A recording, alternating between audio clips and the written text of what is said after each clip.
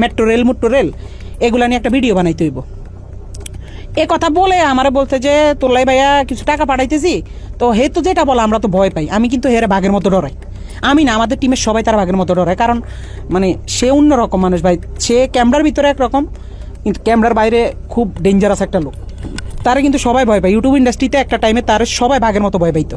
সবাই রে তার অফিসে ডাকাইতেছে, যারা আমরা টিমের যারা মানে ছাত্র আন্দোলনের সময় তার বিপক্ষে চলে গেছিলাম। তার বেল্টের বাড়ি আমার তো বেশি কেউ খায়নি।